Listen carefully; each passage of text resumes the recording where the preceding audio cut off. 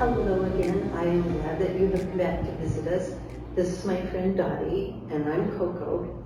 And you may remember a couple of weeks ago, we put out a request for gift items that we could take to Southern Oregon to the Talent and Phoenix cities that were burnt to the ground this last summer.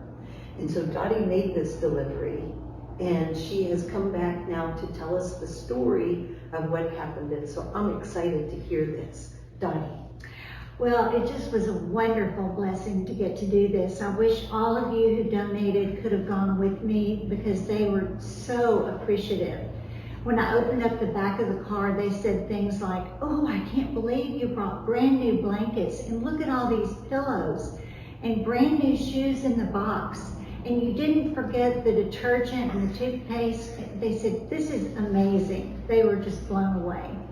So that was great, and I enjoyed meeting them.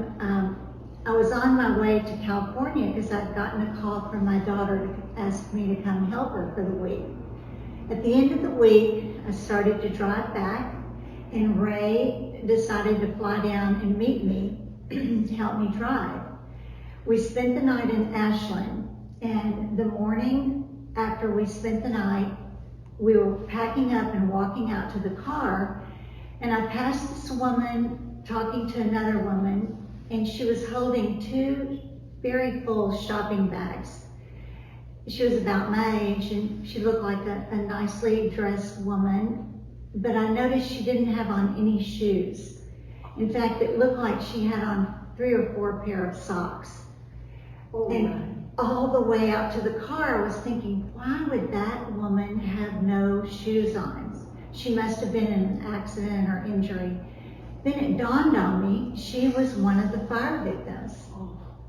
And the Holy Spirit would not let me leave until I went back in, and I went up to her and I said, "Please excuse me for being so bold, but are you one of the fire victims?" And big tears welled up in her eyes. And I'm very emotional about this because it touched my heart so deeply.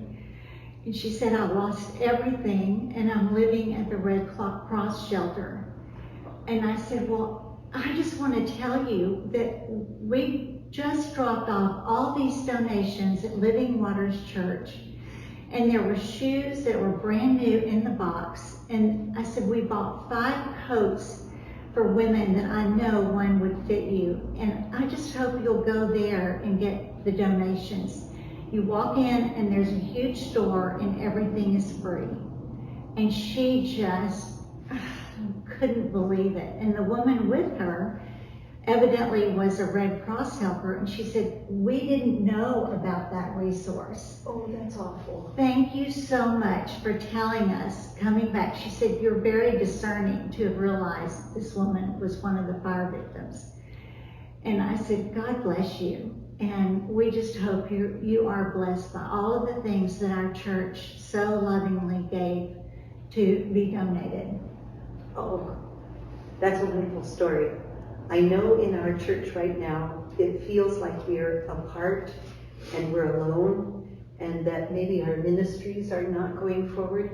But obviously from Dottie's story, the Lord ministers all over all the time. And it is a joy to think that our gifts have so impacted somebody that we will probably never meet. It is a beautiful thing, and I have to thank you for giving all that you gave and for being such a gracious, generous church family.